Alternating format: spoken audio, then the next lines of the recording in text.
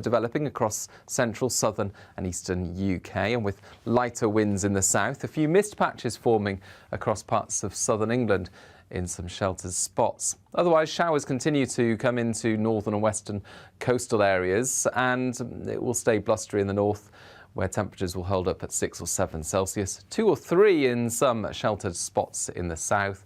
Any mist tending to lift through the morning, and then some decent sunny spells for many during Tuesday morning. I think the cloud will build and showers will soon get going, and those showers will again be most frequent out towards the west and the north. With this cold wind coming in from the north, it's going to feel on the cool side, 10 to 12 Celsius generally. Any showers inland tend to ease on Tuesday, but they will continue across northern and western and perhaps 1 or 2 eastern coasts as well. Inland, plenty of clear skies on Tuesday night and plenty of sunshine to come inland on Wednesday. Coastal areas bearing the brunt of any showers through Wednesday and Thursday. Cloudier skies on Friday.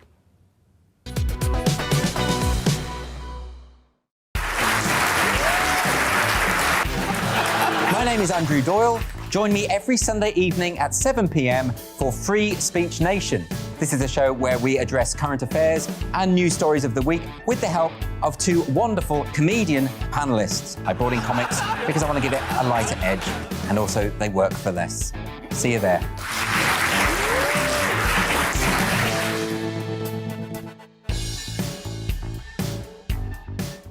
I'm Colin Brazier. I've reported from more than 70 countries around the world, covered wars from Afghanistan to Iraq, from Lebanon to the Balkans. I'm trying to bring that experience, that feel for events, to the studio. And something else. I'm ready to give an opinion. Today's stories with a spark. Brazier from 8 p.m. weekdays on GB News. Join us for Political Correction. We're here every Sunday to correct politics and put you, the people, back in charge. We talk about all areas of the United Kingdom, including Northern Ireland. Our debate goes way beyond the Westminster Village. It's about the real country. It's about your opinion. So please, we want you to tell us what you think. This is Political Correction. Every Sunday morning from 10 a.m. here on GB News.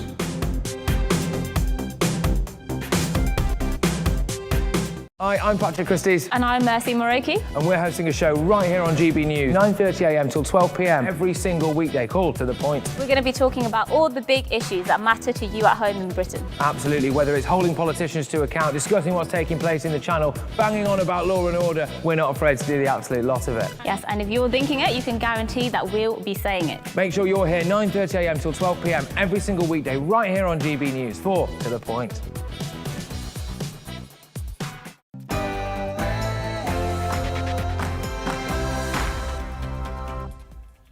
Welcome to The Briefing with me, Gloria De Piero. Coming up this hour, the Prime Minister will open the crucial COP26 climate summit, delivering his keynote address and saying it's 1 minute to midnight and we need to act now. He'll be joined by the Prince of Wales, David Attenborough, and the UN Secretary-General will be live with all the action. Plus, do you care about COP26? What do you want to come out of it? As ever, give me your political briefing. Send in your views and opinions by emailing gbviews@gbnews.uk or tweet me at gbnews.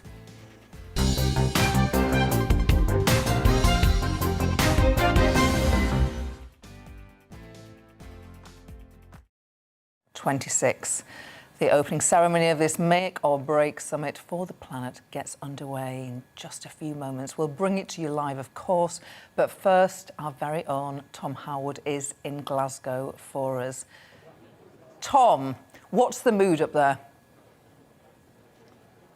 Well, the mood amongst delegates and journalists alike is of deep frustration, really. Many of them have waited hours to get inside here to the heart of COP26. I've got to say, some of the organisation around this conference has not been tip-top, both with people having cancelled trains yesterday, having to fly in to a climate conference, ironically, but also in terms of those massive, massive queues getting in here today. That's the sort of frustration, but also, I suppose, anticipation and excitement, because, of course, nothing nothing has happened yet. What happens at midday or just shortly after is the Prime Minister will speak and really open what will be the proper beginning of this conference with a call to action for leaders around the world to put meat on the bone of that Paris 2015 agreement. Everyone agrees that CO2 emissions must come down. The question now is how and at whose cost. These are the big challenges of this conference. And of course, there's a slogan from the Prime Minister or from his spokeswoman on climate that is new and has been developed for this conference. And it's a rhyming slogan. It's one that I'm sure we'll all be singing from the tip of our tongues. It's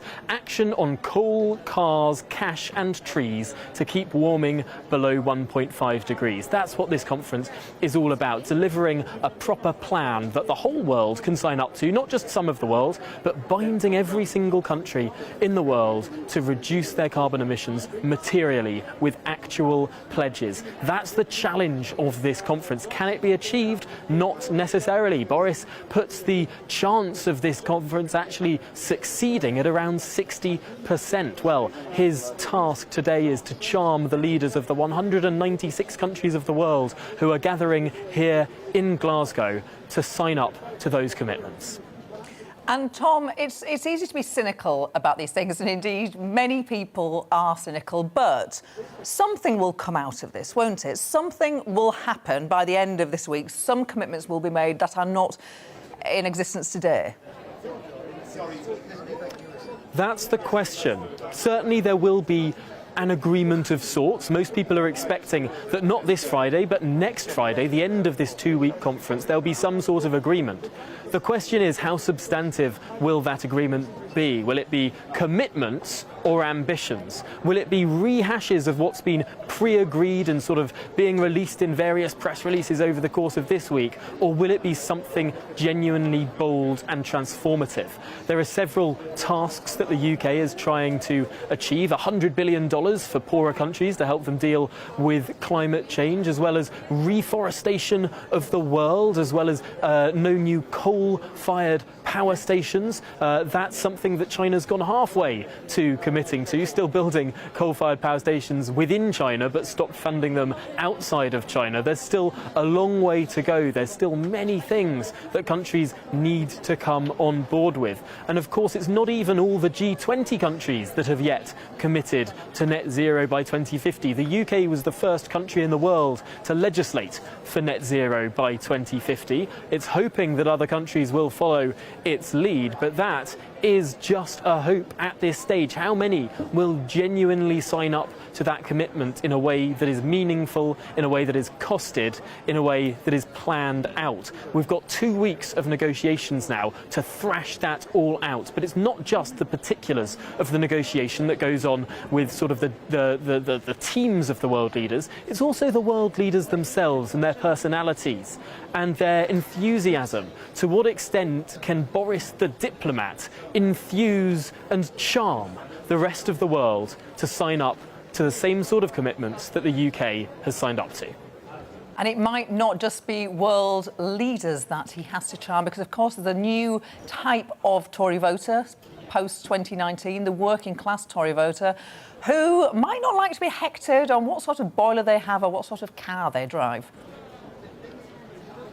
That's certainly true. The question of this conference is about how you meet the commitments. If you look at opinion polls, most people say by overwhelming degrees that that climate change needs to be tackled, that net zero is a good thing. There was a poll out earlier last week that suggested that in a referendum, a net zero campaign would win by a super majority of people. But then when you dig into the particulars, when you ask, well, would you like your car taken away? Would you like your boiler taken away? Would you like to pay more to heat your home? Suddenly it becomes a lot less popular. And to some extent, that's why this conference is so much harder than Paris 5 COPs ago. Because Paris set out those commitments, that will achieve these aims, but it didn't spell out how. And this conference is all about how. And the how is so much harder than the abstract. And of course, there are costs. And that's something that I think many world leaders, not least our own Prime Minister has been shying away from. In New York at the UN last month, Boris said it's easy being green. Well, I think the next 2 weeks is going to prove that potentially it's not quite so easy after all. And are some Tory MPs concerned about this new green Boris Johnson? Oh, certainly. This is no longer the Boris Johnson who wrote columns for The Telegraph, who besmirched wind turbines. He now calls us the Saudi Arabia of wind. This is someone who seems to have had a Damascene conversion on the idea of going green. It's not the same Boris Johnson who used to write those Telegraph columns, and potentially that's the Boris Johnson that many of his backbenchers and many of his voters actually like more. There's been a new group set up amongst Conservative MPs called the Net Zero Scrutiny Group.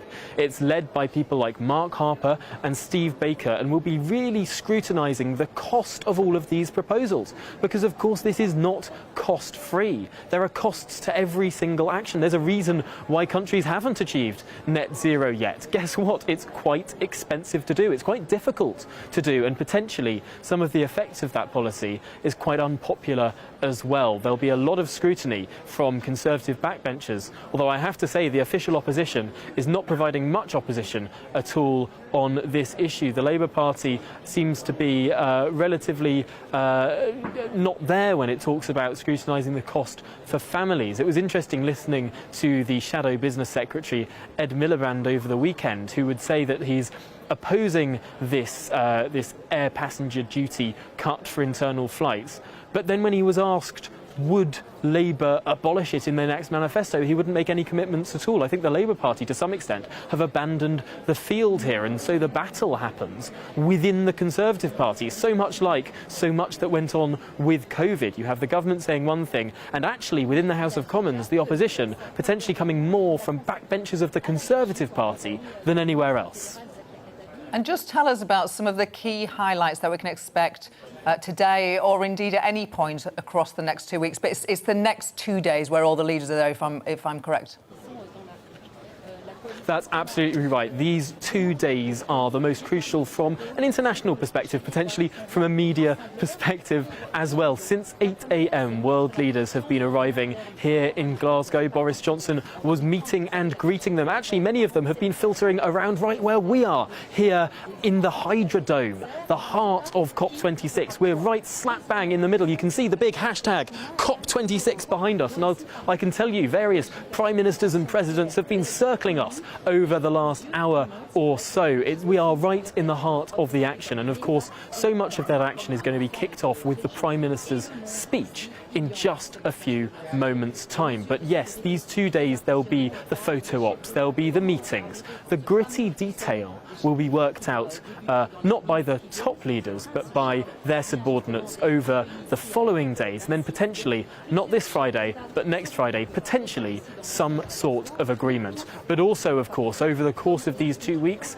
there will be what are accused of being pre-packaged, pre-planned announcements, things that were agreed a long time ago, now finally bubbling up into the public consciousness. How much of this is a media management exercise to try and make COP seem like more of a success? Who's to say? But certainly in the media there has been a lot of criticism that this COP26 may be a flop COP, a COP flop. Potentially, we've seen those troubles with people being able to get here, we've seen troubles with people being able to get in, we've seen rubbish being piled up quite high in Glasgow, various strikes, the Queen not being able to make it, President Xi Jinping of China, President Vladimir Putin of Russia, both not coming either. This is a conference that has been beset by several problems. All of that, however, potentially may be forgotten in the future if an agreement can be reached, if a substantive agreement can be reached. That's all anyone will remember this conference for. We will go to the moment it starts, opened by the Prime Minister, but it's not just the Prime Minister in that crucial first hour, is it? Who else have we got up? We have got so many different world leaders. I don't have a list right in front of me, so I'm not going to make any misstatements here, but I believe there are several very key G7 country leaders who will be speaking. Some of those people who will be trying to lead by example, as well as some of the countries who are most affected by climate change, some of the smaller countries around the world having their voices heard at this conference too. Some of those islands in the Pacific Ocean that, if the sea were to rise by 1 or 2 meters, may pretty much substantially disappear. There are going to be those voices as well as the voices of the big countries. And one of the big aims of this conference is of course, to commit to that $100 billion of funding that Boris Johnson has been saying the world should commit to, that indeed the world signed up to delivering back in 2009, but that money has never materialised. Well, one of the points that Boris has been doing, flying to Washington, D.C. and New York earlier last month, and also Rome last weekend, the Prime Minister has been trying to get countries to deliver on that 100 billion commitment. Can it be reached? That's a question, but if it can, that delivers not only some of the funding with regard to combating climate change, but actually combating the effects of climate change. So building those sea walls, building that defence for those countries that are really so much at risk. And it's not just the Prime Minister, but we'll also be hearing from Prince Charles and David Attenborough in this hour. This is a good sort of opening ceremony for the UK to shine on the global stage, isn't it? Oh, certainly. David Attenborough is someone who has been wheeled out on a number of occasions in the run-up to COP26. Voiceovers for official videos for COP26. He is a global icon when it comes to the climate movement, someone who carries great favourability and gravitas, not only with the people of the United Kingdom, but actually around the world as well. One of our great cultural exports over the last few decades have been his nature documentaries, the blue planets of this world, all of these grand exports of the United Kingdom that many people in many parts of the world have loved and adored. And to that extent, Sir David Attenborough is a voice that carries a lot of respect. Of course, Prince Charles is there too. Potentially he has less respect than his mother, who sadly is not making it at all to COP. Of course, we've heard the news that her doctors have delivered her that she needs to rest over these 2 weeks in particular. That's a disappointment for many people because, of course, some of that great global power that the United Kingdom has is through that influence, is through our history, is through our living, breathing institutions. And the monarchy is one of those very, very important institutions when it comes to speaking to countries all around the world. Many countries may not want to sit down in a room with the Cabinet Secretary for X or the Minister for Paperclips, but they will certainly want to meet a member of the royal family. Whether Prince Charles carries as much weight as his mother, that remains to be seen, but certainly it goes to show some of the huge cultural soft power that the United Kingdom can bring to the table on these issues. Tom Harwood, brilliant as ever. We'll speak to you throughout the day, Tom, but for now we're just going to take a short break. We'll be back in a couple of minutes, so don't go away.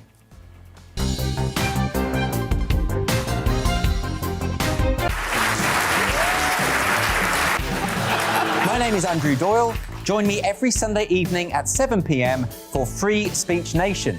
This is a show where we address current affairs and news stories of the week with the help of two wonderful comedian panellists. I brought in comics because I want to give it a lighter edge, and also they work for less. See you there.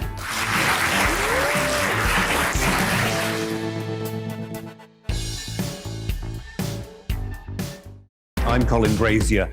I've reported from more than 70 countries around the world, covered wars from Afghanistan to Iraq, from Lebanon to the Balkans. I'm trying to bring that experience, that feel for events, to the studio. And something else, I'm ready to give an opinion. Today's stories with a spark. Brazier from 8 p.m. weekdays on GB News. Join us for the political correction.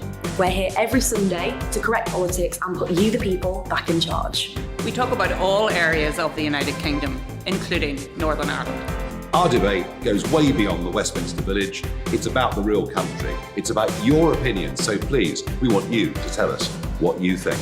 This is Political Correction. Every Sunday morning from 10 a.m. here on GBNews.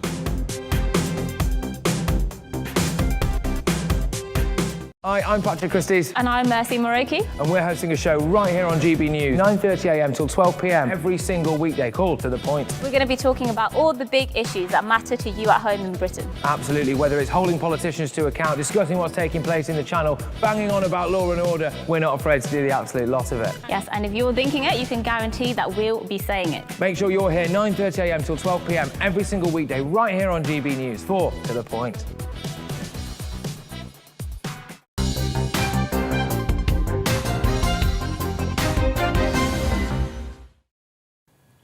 Welcome back. We'll be going live to that ceremony just as soon as the Prime Minister is going to speak, which is pretty imminent. But for now, let's pick up with Tom Howard, who is in Glasgow at COP26 for us. Tom, they were supposed to start at midday. What's happening now?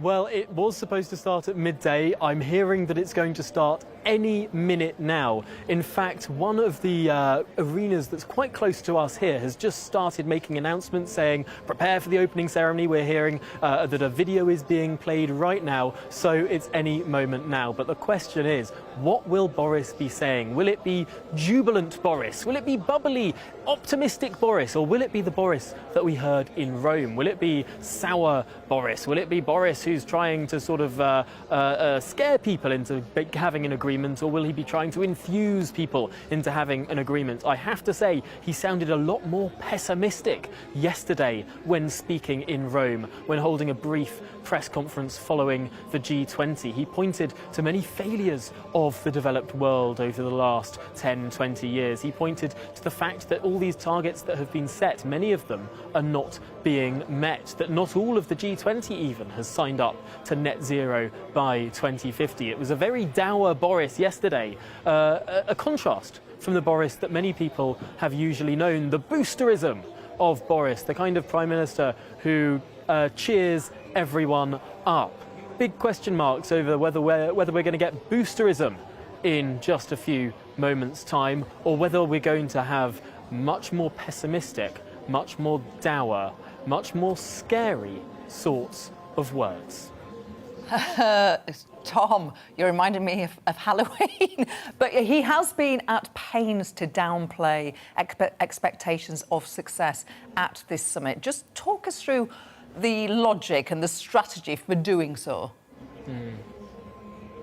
Well, there's a question mark over whether the clear expectation management that's going on right now is about trying to galvanise the world, is about trying to deliver a better agreement, or whether it's just trying to manage the media here at home. If people think that there's not going to be a great success of this conference and then an agreement comes about, well, Boris looks a lot better. It looks like he battled the odds which were against him.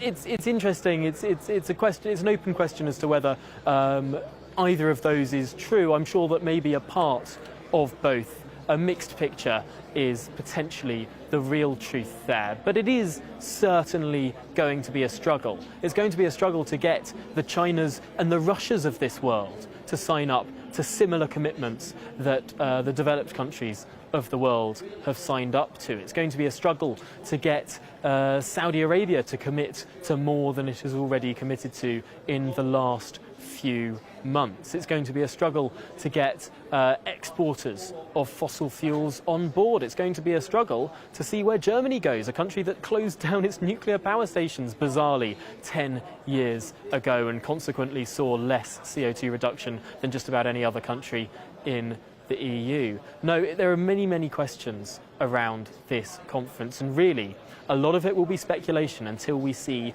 what happens, where the meat is on the table. I've been speaking to some government sources over the course of this morning, though, and I'm hearing that there will be announcements over the course of this week. There will certainly be new news that can be brought to everyone here over the course of this conference. But the question is, that final day, that final agreement, will there be comprehensive agreement around the world? And what is the best way to achieve that agreement? Is it through optimism, through boosterism, or is it through scare tactics and pessimism? And which one is Boris better at? And the announcements that we get, they will be at a global level. This is not a summit, or is it, that will tell us to stop eating meat, stop getting on flights, change your car, change your boiler? Well, there will be some of that, some pressure towards that. But yes, this is all about what the world can agree together. The framework of the Paris 2015 agreement was that countries needed to come forward with their own plans. There's a complicated initialism that goes around with those plans. And so many countries have delivered those plans, which can involve several domestic measures, whether it's higher taxes or regulations or bits and bobs like that. However, the question mark over this is trying to have a more global, a greater cohesion in these sort of agreements, something that many, many countries can come together about. I don't think we're going to have a global agreement on a meat tax. I don't think we're going to have a global agreement on banning certain kinds of flights. What's much more likely is there's going to be the four main elements of this conference: coal, cars, cash, trees. That's the message of the UK government at this conference. Action on all four of those fronts. Now, when it comes to cars, we're hearing that the UK may actually be a little bit further ahead than potentially was thought, with the commitment to ban the internal combustion engine, to stop selling new internal combustion engine diesel and petrol cars by 2030 in this country. That hard ban may well be replicated around the rest of the world. But of course, that's something that the UK has already committed to. I think that on so many of these issues, the UK has already gone way further than most of the rest of the world. To what extent will this conference be about getting the rest of the world to catch up with Britain? Because of course, the United Kingdom has reduced its CO2 emissions by 45% over the last 30 years. A 45% reduction in CO2 emissions. It's quite remarkable, and most of that has come from getting rid of coal from our energy generation. Well, countries that many people in this country think of as being green, like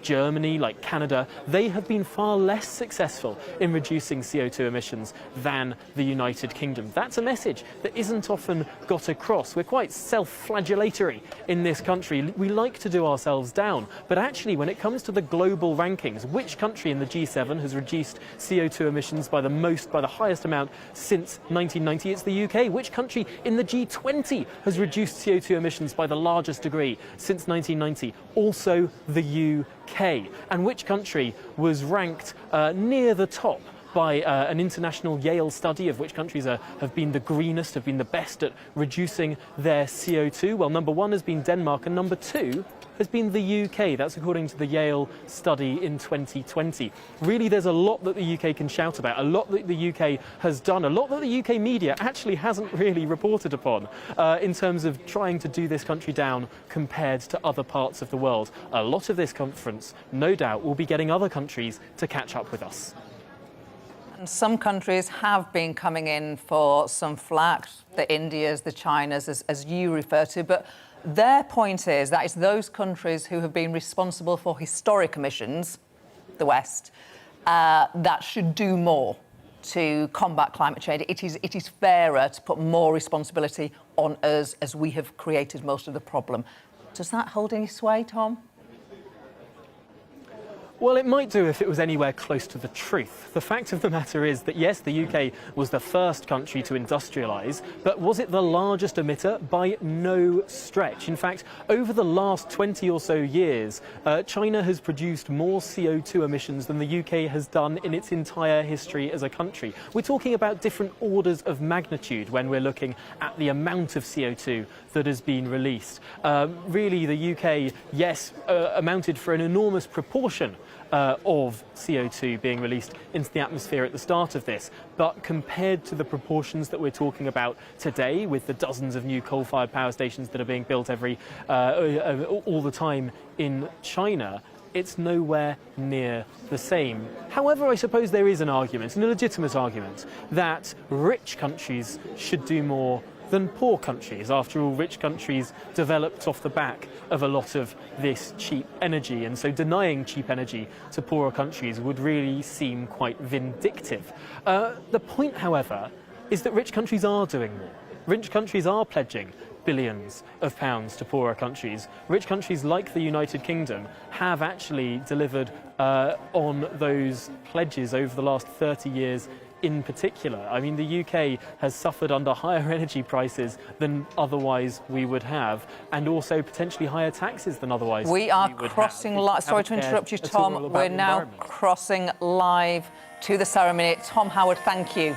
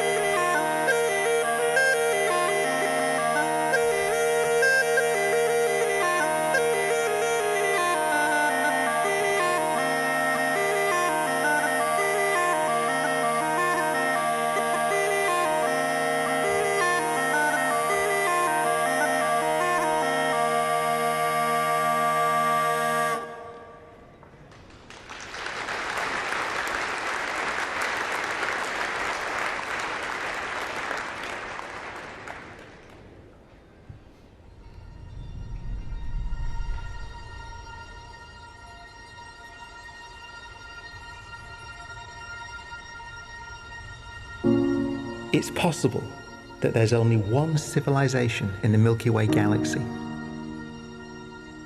There may only have ever been one, and there may only ever be one. And that's us. We may be the first and last. That's important. If you're looking for a hint as to how we should behave politically, towards each other, towards our planet, then this idea matters. Imagine that the Earth is the only place in a galaxy where intelligent life exists.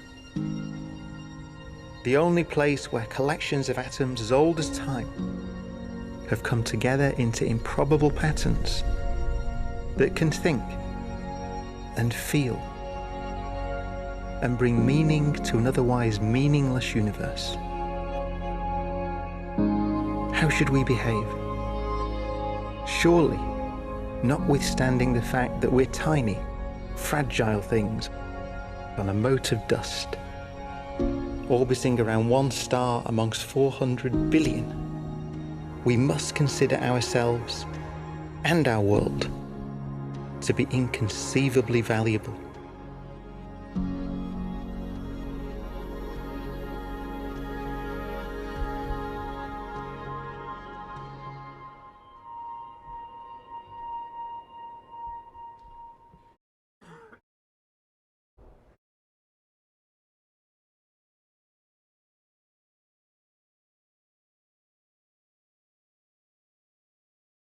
With her poem written for COP26, we are joined by writer, performer and storyteller Yersa Daly Ward.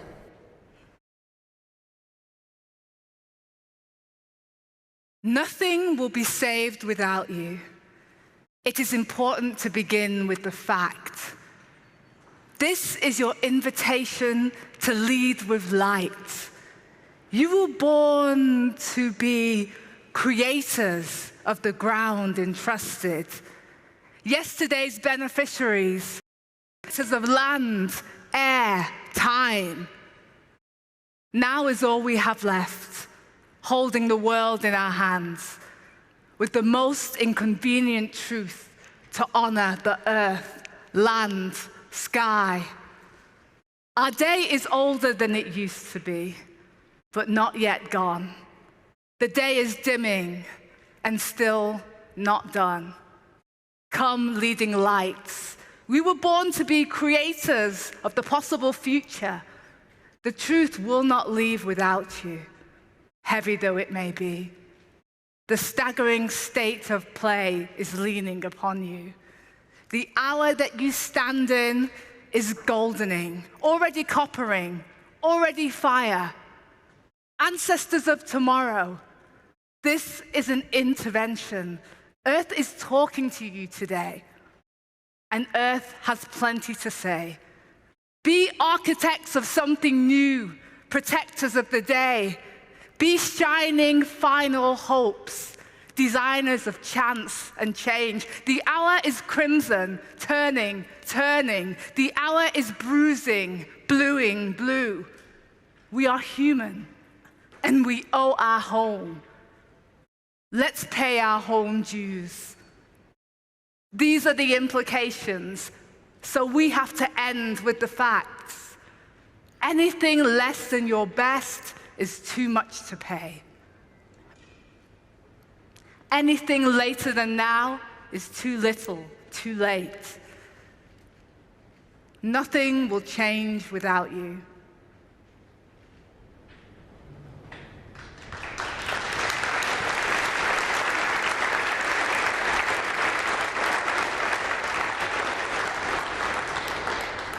Please welcome the Prime Minister of the United Kingdom, Boris Johnson.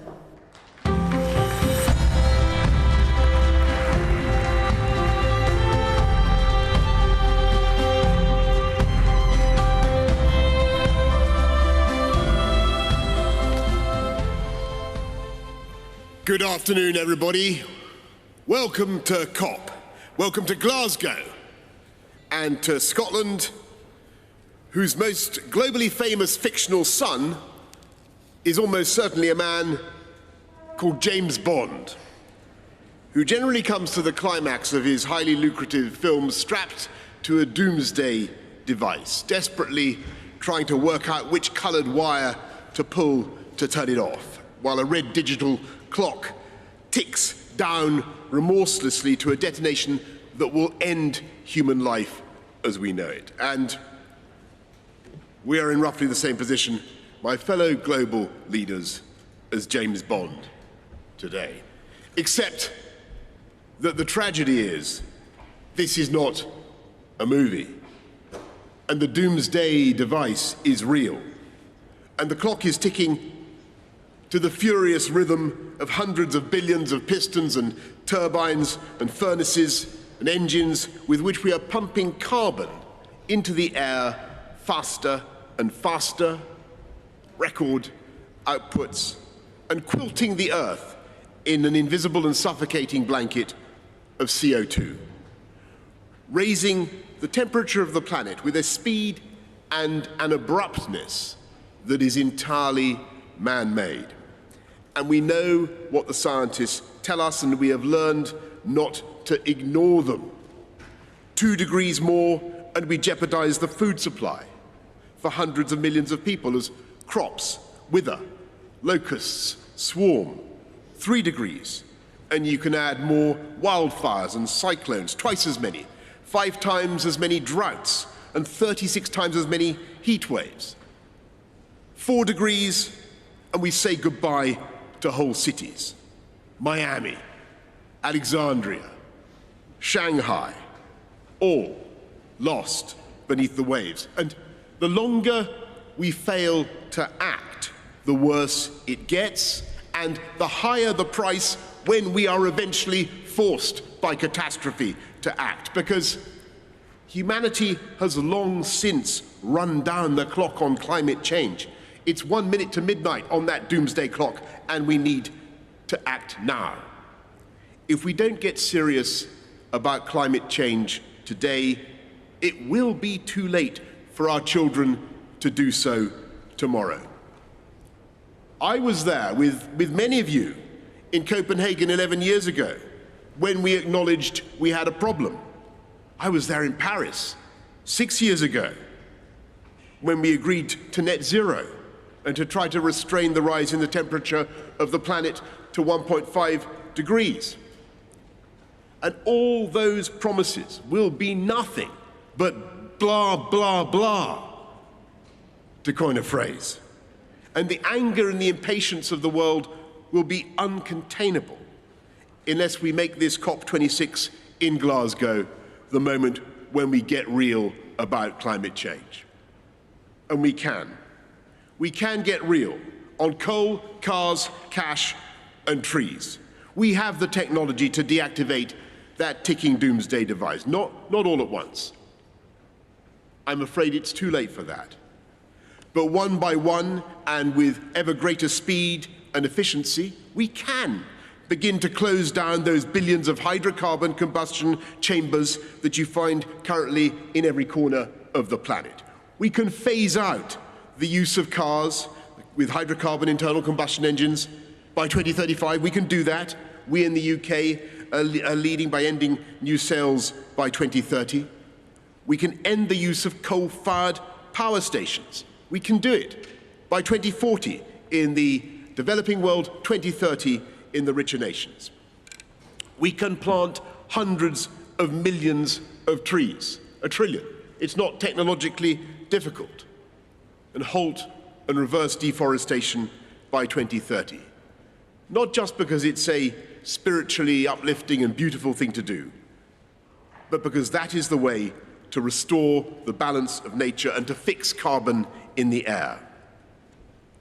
And as we look at the green industrial revolution that's now needed around the world, we in the developed world must recognize the special responsibility we have to help everybody else to do it. Because it was here in Glasgow 250 years ago that James Watt came up with a machine that was powered by steam, that was produced by burning coal. And yes, my friends, we've brought you to the very place where the doomsday machine began to tick. And even though for 200 years the industrialized countries were in complete ignorance of the problem that they were creating, we now have a duty to find those funds. $100 billion a year that was promised in Paris by 2020, but which we won't deliver until 2023, to help the rest of the world to move to green technology. But we cannot and will not succeed by government spending alone. We in this room can deploy hundreds of billions, no question.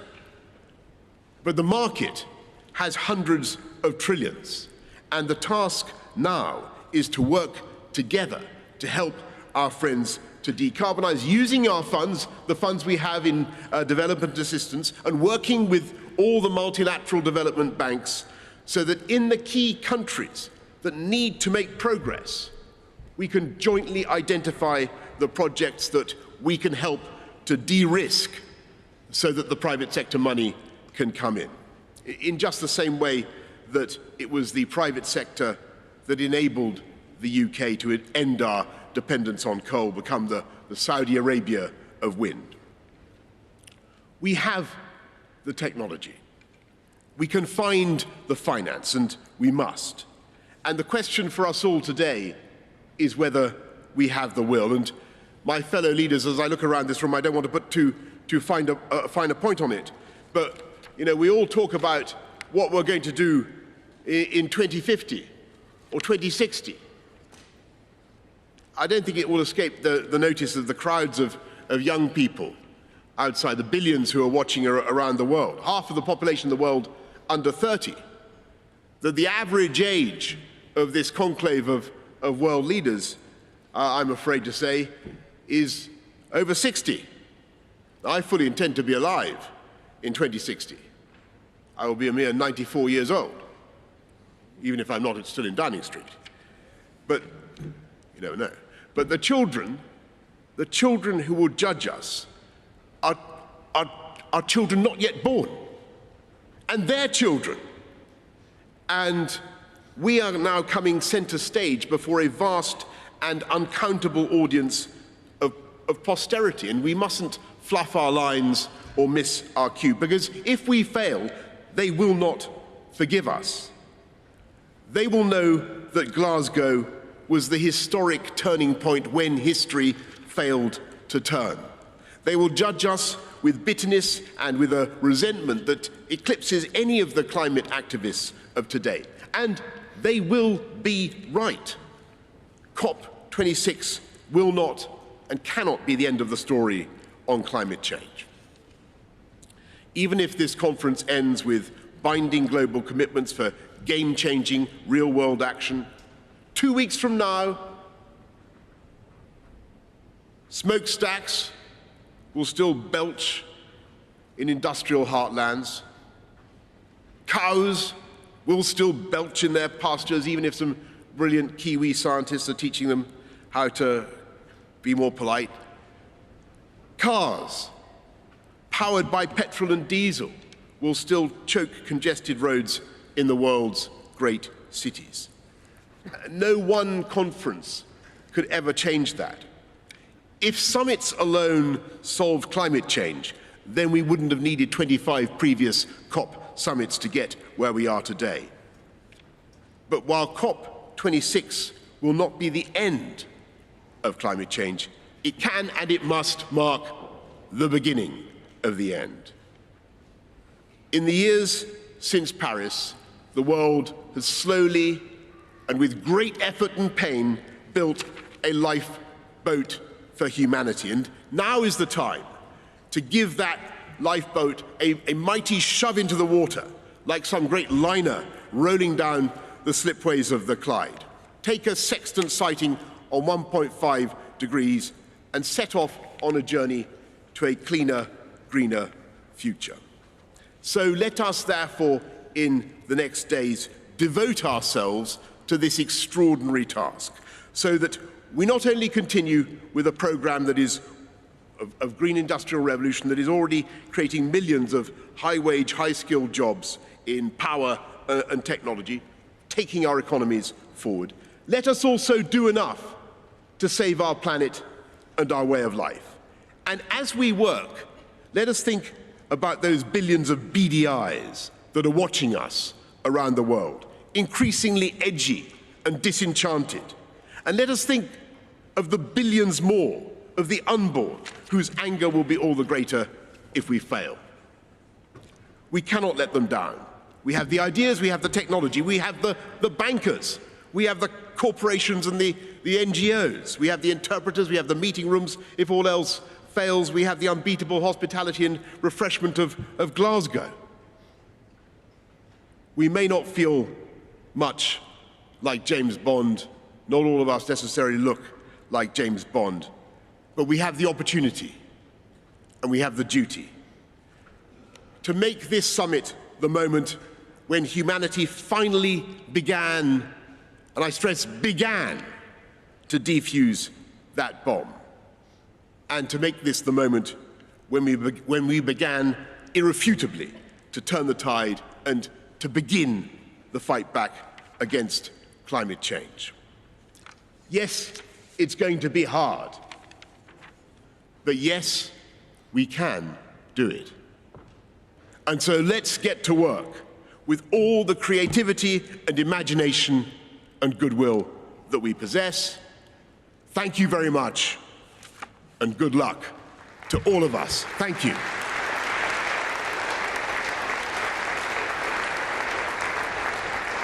Bringing voices from Earth into COP26, please welcome climate campaigner Brianna Fruin.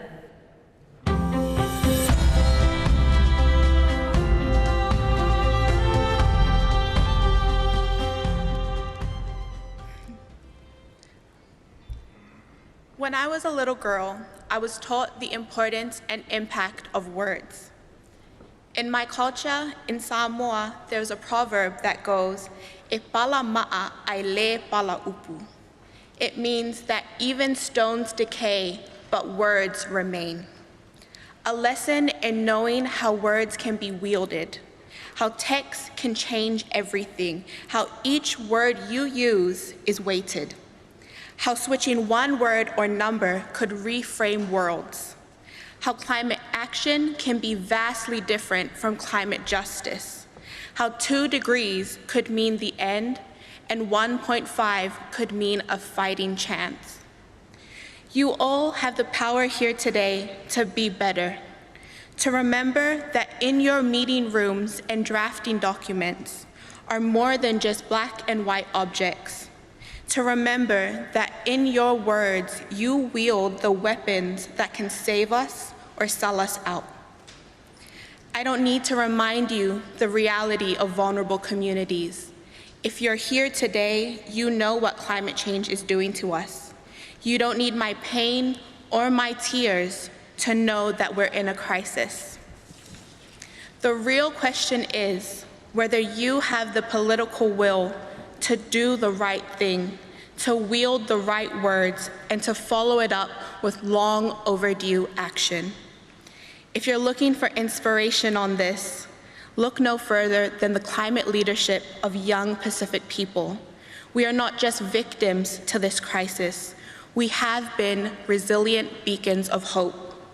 Pacific youth have rallied behind the cry, "We are not drowning, we are fighting."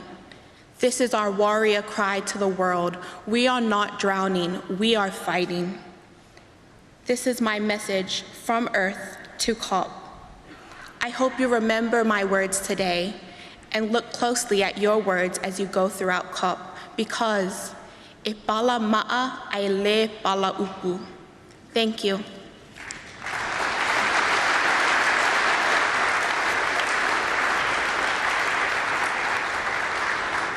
Now please welcome to the stage Chai Sudoi.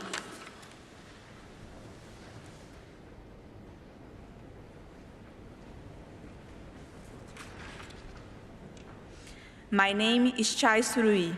I'm only 24, but my people have been living in the Amazon forest at least 6,000 years. My father, the great chief Almi Surui, taught me that we must listen to the stars, the moon, the wind, the animals, and the trees. Today, the climate is warming, the animals are disappearing, the rivers are dying, and our plants don't flower like they did before. The earth is speaking. She tells us that we have no more time. A friend asked me, will we continue to think that today's injuries can be resolved with ointments and painkillers, even though we know that tomorrow our wounds will only run deeper? We need a different path, and with bold and global changes. It's not 2030 or 2050, it's now. While you are closing your eyes to reality, the land defender Ariurwe Wawau, my friend since I was a kid, was murdered for protecting the forest. Indigenous peoples are in the front line of the climate emergence, and we must be at the center of the decisions happening here.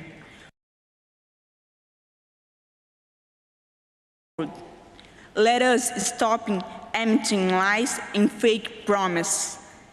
Let us end the pollution of hollow words, and let us fight for a livable future and present. It's always necessary to believe the dream is possible. May our utopia be a future on Earth. Thank you. Please welcome the Secretary General of the United Nations, Antonio Guterres.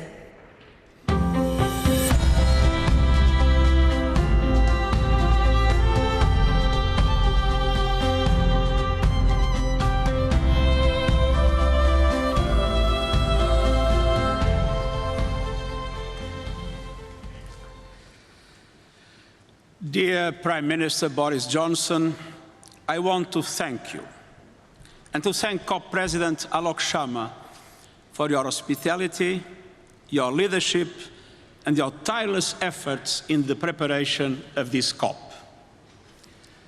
Your Royal Highnesses, Excellencies, ladies and gentlemen, the 6 years since the Paris Climate Agreement have been the 6 hottest years on record. Our addiction to fossil fuels is pushing humanity to the brink. We face a stark choice. Either we stop it or it stops us. And it's time to say enough. Enough of brutalizing biodiversity. Enough of killing ourselves with carbon. Enough of treating nature like a toilet. Enough of burning and drilling and mining our way deeper. We are digging our own graves. Our planet is changing before our eyes, from the ocean depths to mountain tops, from melting glaciers to relentless extreme weather events. Sea level rise is double the rate it was 30 years ago. Oceans are hotter than ever and getting warmer faster. Parts of the Amazon rainforest now emit more carbon than they absorb. Recent climate action announcements might give the impression that we are on track to turn things around. This is an illusion. The last published report on national determined contributions showed that they would still condemn the world to a calamitous 2.7-degree increase. And even if the recent pledges were clear and credible, and there are serious questions about some of them, we are still careening towards climate catastrophe. Even in the best-case scenario, temperatures will rise well above 2 degrees. So, as we open this much-anticipated climate conference, we are still heading for climate disaster. Young people know it. Every country sees it. Small island developing states and other vulnerable ones live it. And for them, failure is not an option. Failure is a death sentence. Excellencies, we face a moment of truth. We are fast approaching tipping points that will trigger escalating feedback loops of global heating. But investing in the net zero climate resilient economy will create feedback loops of its own, virtuous circles of sustainable growth, jobs and opportunity. We have progress to build upon. A number of countries have made credible commitments to net zero emissions by mid-century. Many have pulled the plug on international financing of coal. Over 700 cities are leading the way to carbon neutrality, and the private sector is waking up. The Net Zero Asset Owners Alliance, the gold standard for credible commitments and transparent targets, is managing $10 trillion in assets and catalyzing change across industries. The Climate Action Army, led by young people, is unstoppable. They are larger, they are louder, and I assure you, they are not going away, and I stand with them. Excellencies, the science is clear. We know what to do. First, we must keep the goal of 1.5 degrees Celsius alive. This requires greater ambition on mitigation and the immediate concrete action to reduce global emissions by 45% by 2030. G20 countries have a particular responsibility as they represent around 80% of emissions. According to the principle of common but differentiated responsibilities, in light of national circumstances, developed countries must lead the effort. But emerging economies too must go the extra mile, as their contribution is essential for the effective reduction of emissions. We need maximum ambition from all countries on all fronts to make Glasgow a success. I urge developed countries and the emerging economies to build coalitions to create the financial and technological conditions to accelerate the decarbonization of the economy as well as the phase-out of coal. These coalitions are meant to support the large emitters that face more difficulties in the transition from grey to green, for them to be able to do it. Let's have no illusions. If commitments fall short by the end of this COP, countries must revisit their national climate plans and policies, not every 5 years, every year, every moment, until keeping to 1.5 degrees is assured, until subsidies to fossil fuels end, until there is a price on carbon, until coal is phased out. But we also need greater clarity. There is a deficit of credibility and a surplus of confusion over emissions reductions and net zero targets with different meanings and different metrics. That is why, beyond the mechanisms already established in the Paris Agreement, I'm announcing today that it will establish a group of experts to propose clear standards to measure and analyze net zero commitments from non-state actors. Second, we must do more to protect vulnerable communities from the clear and present dangers of climate change. Over the last decade, nearly 4 billion people suffered climate-related disasters. That devastation will only grow. But adaptation works. Early warning systems save lives. Climate-smart agriculture and infrastructure save jobs. And all donors must allocate half their climate finance to adaptation. And public and multilateral development banks should start as soon as possible. Third, this COP must be a moment of solidarity. The $100 billion a year climate finance commitment in support of developing countries must become a 100 billion climate finance reality. And this is critical to restoring trust and credibility. I welcome the efforts led by Canada and Germany to help us get there. It is an important first step, but it delays the largest support for years, and it doesn't give clear guarantees. And beyond the 100 billion, developing countries need far greater resources to fight COVID-19, to build resilience and pursue sustainable development. Those suffering the most, namely least developed countries and small island developing states, need urgent funding, more public climate finance, more overseas development aid, more grants, easier access to funding. And multilateral development banks must work much more seriously at mobilizing greater investment through blended and private finance. Excellencies, the sirens are sounding. Our planet is talking to us and telling us something. And so are people everywhere. Climate action tops the list of people's concerns across countries, age, and gender. We must listen, and we must act, and we must choose wisely. On behalf of these and future generations, I urge you, choose ambition, choose solidarity, choose to safeguard our future and save humanity, and I thank you.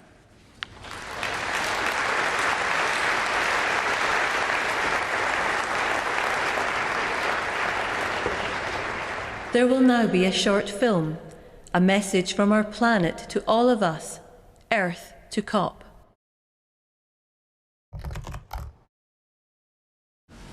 Commuter chaos this morning and delays for the day as high levels of water brought services to a standstill. The Met Office says we should be braced for more of this. Forget summer, they say. It's going...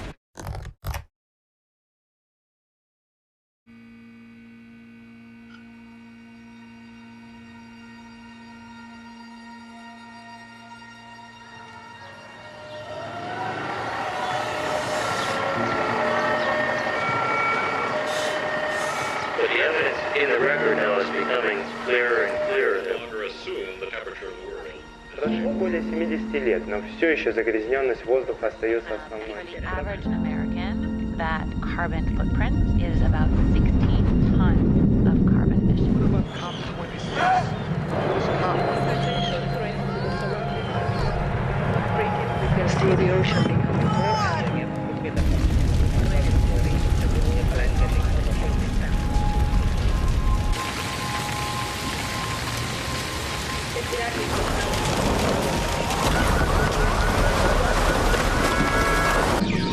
The frequency of hurricanes. Scientists have corrected there. The sure sign of climate change. No, don't be sorry. Lo que es fundamental es que no lo normalicemos. No es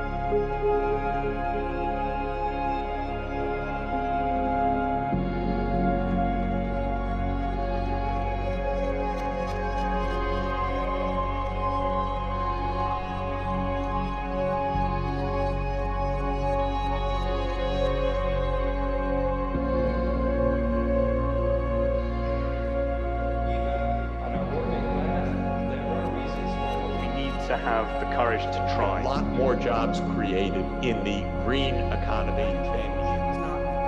Climate change is the expression. The renewable energy technologies to fundamentally transform the energy system are at our disposal. So how do we begin the process of reversing global warming?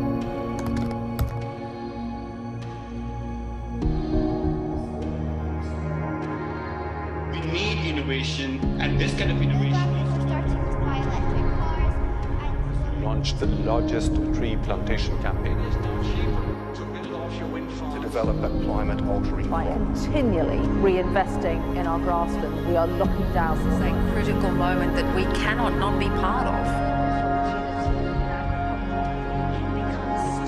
COP26 is one of the most important diplomatic gatherings in history. Humanity already knows what to do. We've got a long way to go. But there is momentum. Roll up your sleeves and do it.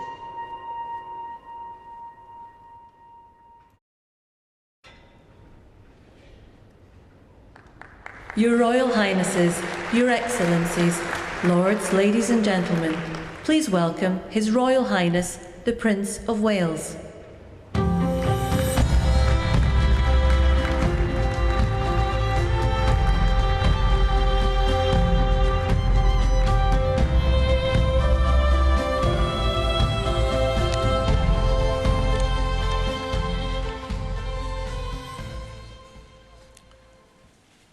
Your Excellencies, ladies and gentlemen, the COVID-19 pandemic has shown us just how devastating a global cross-border threat can be. Climate change and biodiversity loss are no different.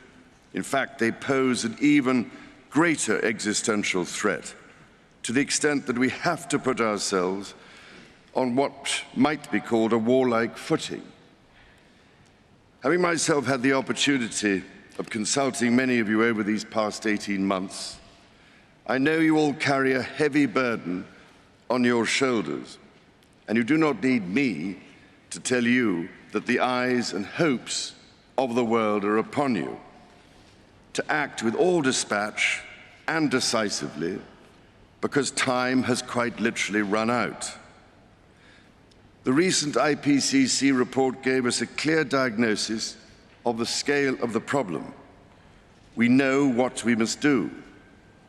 With a growing global population, creating ever-increasing demand on the planet's finite resources, we have to reduce emissions urgently and take action to tackle the carbon already in the atmosphere, including from coal-fired power stations. Putting a value on carbon, thus making carbon capture solutions more economical, is therefore absolutely critical. Similarly, after billions of years of evolution, nature is our best teacher. In this regard, restoring natural capital, accelerating nature-based solutions, and leveraging the circular bioeconomy will be vital to our efforts. As we tackle this crisis, our efforts cannot be a series of independent initiatives running in parallel. The scale and scope of the threat we face call for a global systems-level solution based on radically transforming our current fossil fuel-based economy to one that is genuinely renewable and sustainable. So, ladies and gentlemen, my plea today is for countries to come together to create the environment that enables every sector of industry to take the action required. We know this will take trillions, not billions of dollars. We also know that countries, many of whom are burdened by growing levels of debt, simply cannot afford to go green. Here we need a vast military-style campaign to marshal the strength of the global private sector. With trillions at its disposal, far beyond global GDP, and with the greatest respect, beyond even the governments of the world's leaders, it offers the only real prospect of achieving fundamental economic transition. So, how do we do it? First, how do we get the private sector all pulling in the same direction? After nearly 2 years now of consultation, CEOs have told me that we need to bring together global industries to map out, in very practical terms, what it will take to make the transition. We know from the pandemic that the private sector can speed up timelines dramatically when everyone agrees on the urgency and the direction. So each sector needs a clear strategy to speed up the process of getting innovations to market. Second, who pays and how? We need to align private investment behind these industry strategies to help finance the transition efforts, which means building the confidence of investors so that the financial risk is reduced. Crucially, investment is needed to help transition from coal to clean energy. If we can develop a pipeline of many more sustainable and bankable projects at a sufficient scale, it will attract greater investment. Third, which switches do we flick to enable these objectives? More than 300 of the world's leading CEOs and institutional investors have told me that alongside the promises countries have made, their nationally determined contributions, they need clear market signals, agreed globally, so that they have the confidence to invest without the goalposts suddenly moving. This is the framework I've offered in the Terracotta Roadmap, created by my Sustainable Markets Initiative, with nearly 100 specific actions for acceleration. Together, we are working to drive trillions of dollars in support of transition across 10 of the most emitting and polluting industries. They include energy, agriculture, transportation, health systems, and fashion.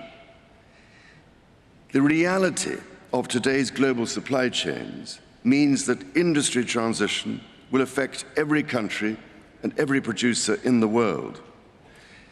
There is absolutely no doubt in my mind that the private sector is ready to play its part and to work with governments to find a way forward.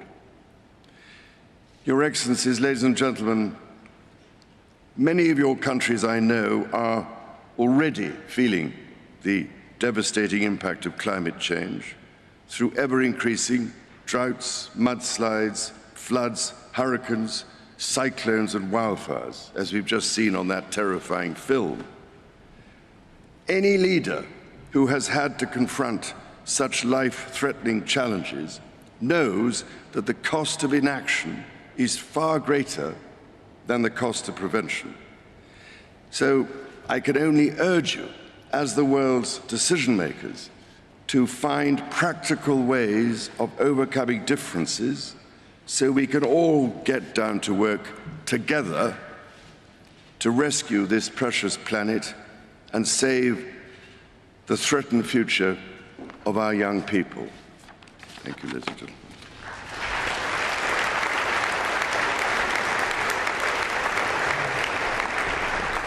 Please welcome the COP26 People's Advocate, who has dedicated his lifetime to highlighting the beauty of the natural world, Sir David Attenborough.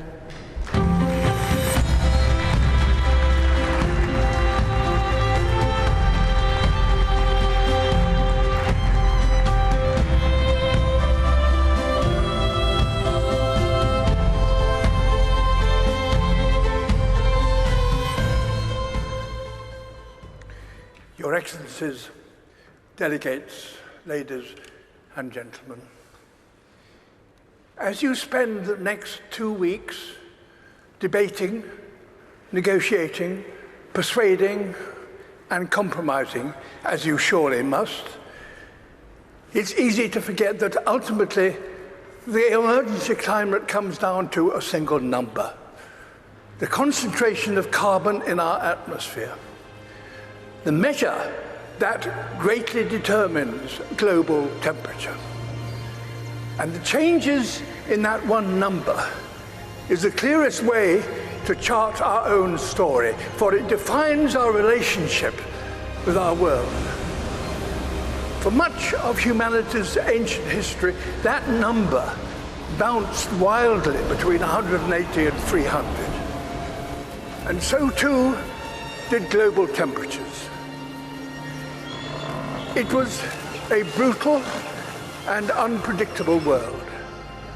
At times, our ancestors existed only in tiny numbers. But just over 10,000 years ago, that number suddenly stabilized, and with it, Earth's climate. We found ourselves in an unusually benign period, with predictable seasons and reliable weather. For the first time, civilization was possible, and we wasted no time in taking advantage of that. Everything we've achieved in the last 10,000 years was enabled by the stability during this time.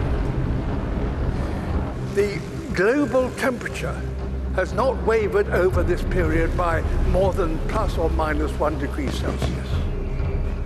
Until now. Our burning of fossil fuels, our destruction of nature, our approach to industry, construction and learning are releasing carbon into the atmosphere at an unprecedented pace and scale. We are already in trouble. The stability we all depend on is breaking. This story is one of inequality as well as instability. Today, those who've done the least to cause this problem are being the hardest hit. Ultimately, all of us will feel the impact, some of which are now unavoidable.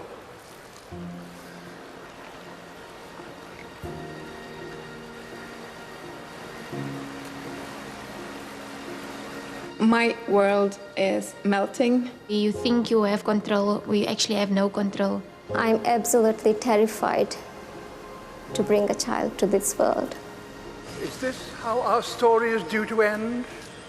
A tale of the smartest species doomed by that all-too-human characteristic of failing to see the bigger picture in pursuit of short-term goals.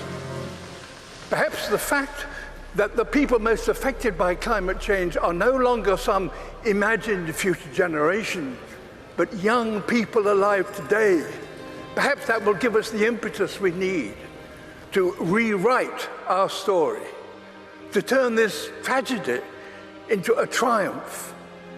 We are, after all, the greatest problem solvers to have ever existed on Earth. We now understand this problem. We know how to stop the number rising and put it in reverse. We must have carbon emissions, halt them this decade. We must recapture billions of tons of carbon from the air. We must fix our sights on keeping 1.5 degrees within reach. A new industrial revolution, powered by millions of sustainable innovations, is essential and is indeed already beginning. We will all share in the benefits: affordable clean energy, healthy air, and enough food to sustain us all. Nature is a key ally. Wherever we restore the wild, it will recapture carbon and help us bring back balance to our planet. And as we work to build a better world, we must acknowledge no nation has completed its development because no advanced nation is yet sustainable.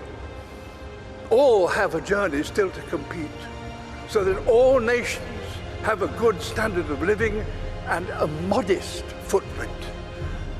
We're going to have to learn together how to achieve this, ensuring none are left behind. We must use this opportunity to create a more equal world, and our motivation should not be fear, but hope.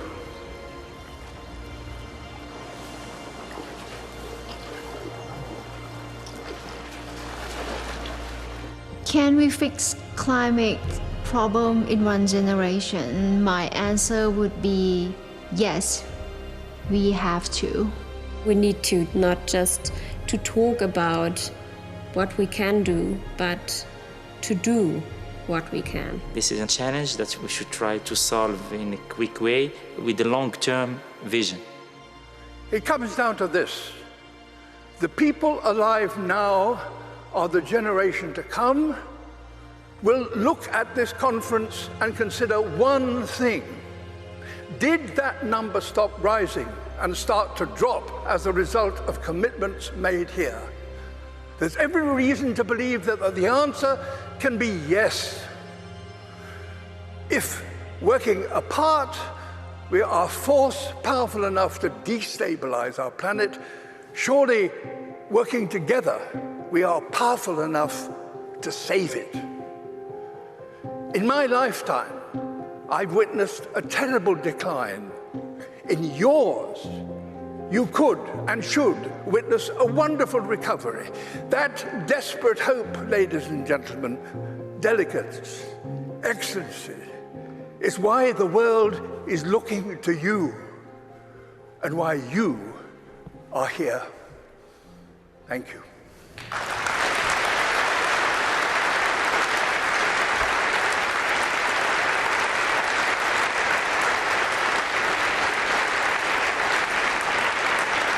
Please welcome the Prime Minister of Barbados, Mia Mottley.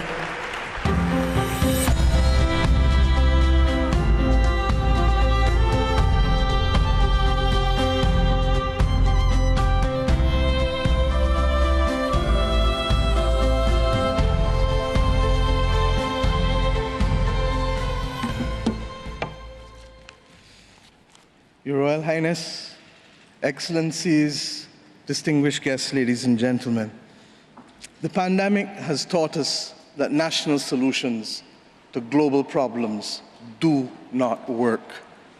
We come to Glasgow with global ambition to save our people and to save our planet, but we now find three gaps: on mitigation, climate pledges or NDCs. Without more, we will leave the world on a pathway to 2.7 degrees, and with more, we are still likely to get to 2 degrees. These commitments made by some are based on technologies yet to be developed, and this is at best reckless and at worst dangerous. On finance, we are $20 billion short of the $100 billion, and this commitment, even then, might only be met in 2023. On adaptation finance remains only at 25%, not the 50-50 split that was promised nor needed given the warming that is already taking place on this earth. Climate finance to frontline small island developing states declined by 25% in 2019. Failure to provide the critical finance and that of loss and damage is measured, my friends, in lives and livelihoods in our communities. This is immoral and it is unjust. If Glasgow is to deliver on the promises of Paris, it must close these 3 gaps. So I ask to you, what must we say to our people living on the front line in the Caribbean, in Africa, in Latin America, in the Pacific, when both ambition and regrettably some of the needed faces at Glasgow are not present? What excuse should we give for the failure? In the words of that Caribbean icon, Eddie Grant, will they mourn us on the front line? When will we, as world leaders across the world, address the pressing issues that are truly causing our people angst and worry, whether it is climate or whether it is vaccines? Simply put, when will leaders lead? Our people are watching, and our people are taking note. And are we really going to leave Scotland without the resolve and the ambition that is sorely needed to save lives and to save our planet? How many more voices and how many more pictures of people must we see on these screens without being able to move? Or are we so blinded and hardened that we can no longer appreciate the cries of humanity? I have been saying to Barbadians for many years that many hands make light work. Today, we need the correct mix of voices, ambition, and action. Do some leaders in this world believe that they can survive and thrive on their own? Have they not learned from the pandemic? Can there be peace and prosperity if 1/3 of the world literally prospers and the other 2/3 of the world live under siege and face calamitous threats to our well-being? What the world needs now, my friends, is that which is within the ambit of less than 200 persons who are willing and prepared to lead. Leaders must not fail those who elect them to lead. And I say to you, there is a sword that can cut down this Gordian knot, and it has been wielded before. The central banks of the wealthiest countries engaged in $25 trillion of quantitative easing in the last 13 years. 25 trillion. Of that, 9 trillion was in the last 18 months to fight the pandemic. Had we used that 25 trillion to purchase bonds, to finance the energy transition, or the transition of how we eat, or how we move ourselves in transport, we would now today be reaching that 1.5 degrees limit that is so vital to us. I say to you today in Glasgow that an annual and that was the Prime Minister of Barbados speaking at the ongoing COP26 summit in Glasgow. Stay with us. After the break, we'll be returning to Glasgow and chatting to our GB News political team on the ground and other interesting analysts. You're on the money.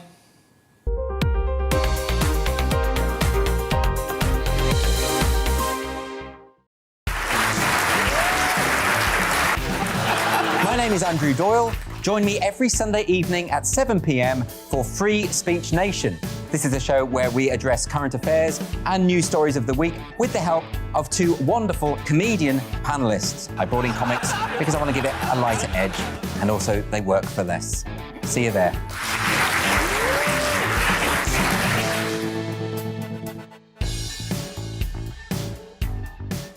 I'm Colin Brazier. I've reported from more than 70 countries around the world, covered wars from Afghanistan to Iraq, from Lebanon to the Balkans. I'm trying to bring that experience, that feel for events, to the studio. And something else, I'm ready to give an opinion. Today's stories with a spark. Brazier from 8 p.m. weekdays on GB News. Join us for the Political Correction. We're here every Sunday to correct politics and put you, the people, back in charge. We talk about all areas of the United Kingdom, including Northern Ireland. Our debate goes way beyond the Westminster Village. It's about the real country. It's about your opinion. So please, we want you to tell us what you think. This is the Political Correction. Every Sunday morning from 10 a.m. here on GB News.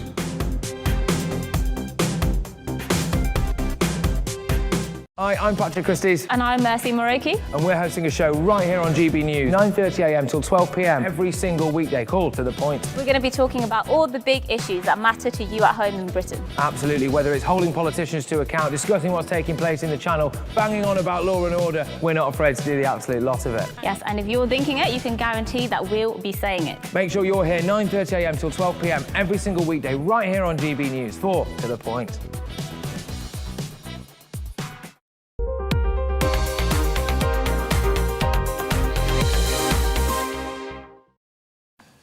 Welcome back. You're watching a special edition of On the Money with me, Liam Halligan. Before we continue, let's pick up with our political team on the ground at the COP26 summit. Tom Harwood is there.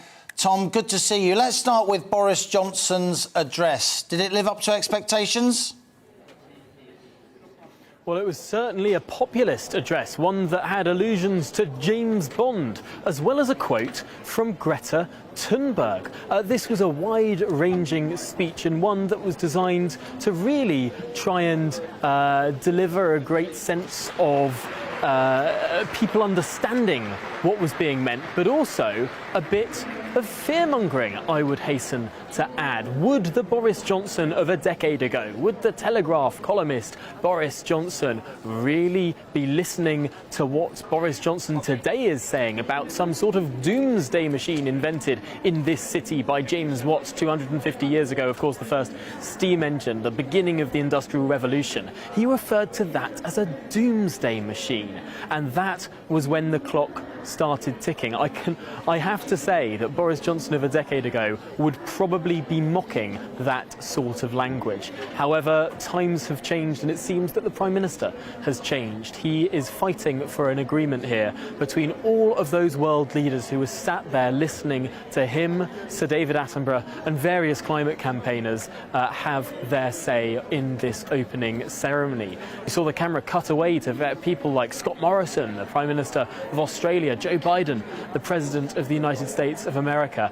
At the end of the day, everyone is going to have to reach an agreement at this conference. And will that opening ceremony, will those speeches from Prince Charles, from Boris Johnson, from David Attenborough, but also from some of those people representing countries that are genuinely at risk if those sea levels rise, will they have been able to convince enough of these world leaders? That remains an open question.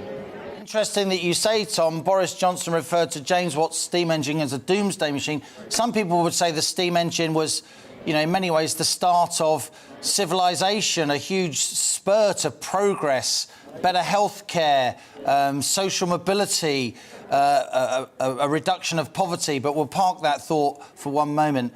I mean, I'm sure what Boris Johnson's saying is going well among the great and the good gathered up there in Glasgow as they gather every year in the Swiss mountains in Davos. But how is this going to go down among those red wall constituents when they start to realise the cost of banning new petrol and diesel cars by 2030, when they start to receive the bills for replacing their perfectly serviceable gas boilers with heat pumps that are expensive to install and even more expensive than gas boilers to run. Yes, this is the fundamental crux of this conference. It's why this conference is so much more politically difficult than COP 5 years ago in Paris. In Paris, they agreed a framework. They agreed the broad principles that emissions should come down, that ideally warming will be no more than 1.5 degrees, but they didn't spell out how they do it. This conference here, now in Glasgow, is all about how that aim is achieved. As the Prime Minister said, in order to keep 1.5 degrees Celsius of warming alive, in order to keep 1.5 alive, they need pretty severe action, and many countries to sign up to similar commitments to similar commitments to the ones that the UK has signed up to. Now, this all comes at a cost. It's expensive, and of course, you're right to mention that James Watt engine back 250 years ago. From that point onwards, no longer were the vast majority of people in this country living on subsistence farms, dying in their late 30s, having no access to healthcare, not getting education, not generating wealth, not having leisure time. All of the amazing advances that have been achieved as a result of that industrial revolution, I think, may have been a little overlooked in that speech. It's quite right that we talk about the society that we want to be, the planet that we want to see, but also the wealth of the people on this planet. At the end of the day, will it have been worth it limiting all this warming if we're going to plunge more people into poverty? It's a delicate balance to strike, and the task of politicians now is to convince a sceptical public that CO2 reductions can be achieved whilst maintaining a vibrant economy. The stat that Boris Johnson likes to bring up all the time in these conversations is how the United Kingdom has reduced CO2 emissions by 45% since 1990 and has grown its economy at the same time. The question is, can more countries do that, and is that sustainable? Have we just done all of the easy stuff, and is the hard stuff, is the next 55% of our emissions harder still to achieve? At what point will this hit people in their pockets, and is that a price people are willing to pay? The Chinese aren't there in Glasgow, Tom, at least not in any senior guise, and yet China accounts for more carbon emissions than the whole of the G7 put together. The Russians aren't there, of course. They're a hydrocarbons giant with massive gas and oil reserves. The Saudis aren't there most months of the year. The Saudis, of course, are the biggest oil producers in the world. Is it any wonder that this 2-week or so summit, Boris Johnson isn't committing to actually turning up at the end, is he? He may or he may not. Doesn't that reflect the fact that it may turn out to be a damp squib?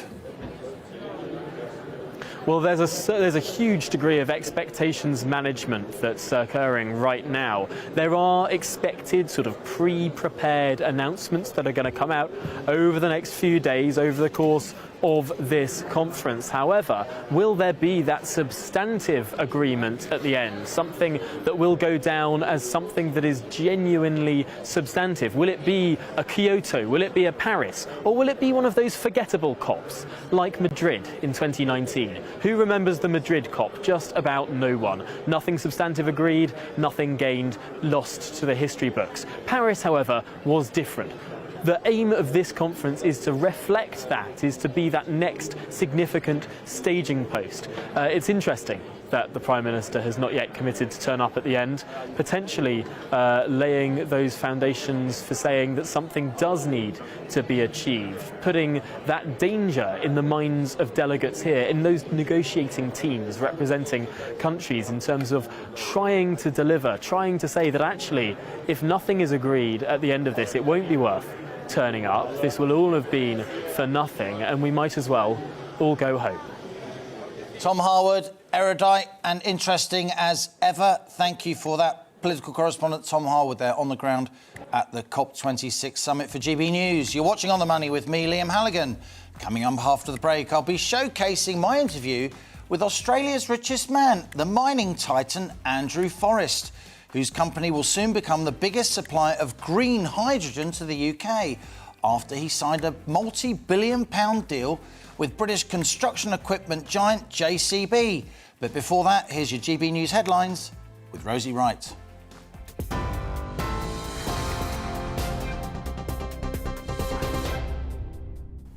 Thanks, Liam. Let's get you up to date. Boris Johnson has urged world leaders to take action on climate change, telling them it's 1 minute to midnight, and if they don't get serious now, it will be too late for our children tomorrow. The Prime Minister was speaking on the opening day of the COP26 Climate Summit in Glasgow. Around 120 heads of state and government saw the speech, including the US President Joe Biden, French President Emmanuel Macron and the Canadian Prime Minister Justin Trudeau. 13 people have been treated in hospital following a train crash near Salisbury, according to local NHS Foundation Trust. Yesterday, a passenger train derailed and then collided with a second train. British Transport Police confirmed there were no fatalities. National Rail have said disruption along the line is expected to continue for several days. The chief executive of Barclays Bank, Jess Stanley, is stepping down from his role after an investigation by the financial watchdog into his links with convicted sex offender Jeffrey Epstein. Barclays said they were made aware of some of the information into the investigation and were disappointed, but didn't provide details. Well, the Financial Conduct Authority report makes no findings that he saw or was aware of any of Mr. Epstein's alleged crimes. Mr. Staley says he will contest the findings. If you've had 2 jabs of the COVID vaccine and they were over 6 months ago, as of today, you don't need an appointment for your booster injection. The 3rd jab is now being offered at walk-in vaccination sites. The NHS is aiming to increase jab uptake ahead of what they've described as challenging winter months ahead. NHS England says more than 6 million people in the UK have already had their booster jab. You're up to date. I'll have more on today's top stories for you at 2 o'clock.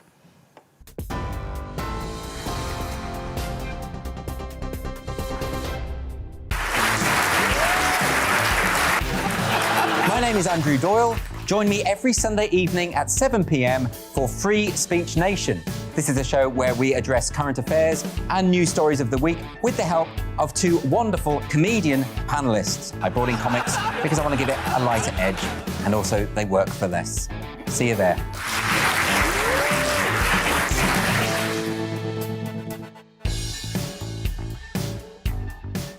I'm Colin Brazier. I've reported from more than 70 countries around the world, covered wars from Afghanistan to Iraq, from Lebanon to the Balkans. I'm trying to bring that experience, that feel for events, to the studio. And something else, I'm ready to give an opinion. Today's stories with a spark. Brazier from 8 p.m. weekdays on GB News. Join us for the political correction. We're here every Sunday to correct politics and put you, the people, back in charge. We talk about all areas of the United Kingdom, including Northern Ireland. Our debate goes way beyond the Westminster Village. It's about the real country. It's about your opinion. So please, we want you to tell us what you think. This is the political correction. Every Sunday morning from 10 a.m. here on GB News.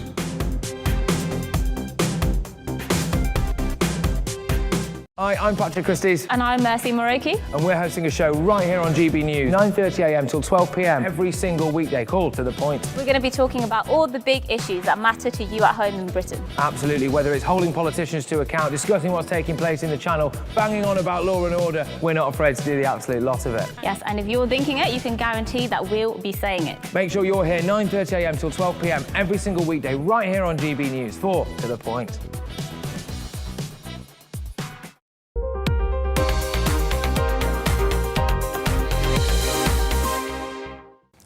Welcome back. You're watching a special COP26 edition of On the Money with me, Liam Halligan, and it's time now for my daily in-depth interview series. It's Money Talks.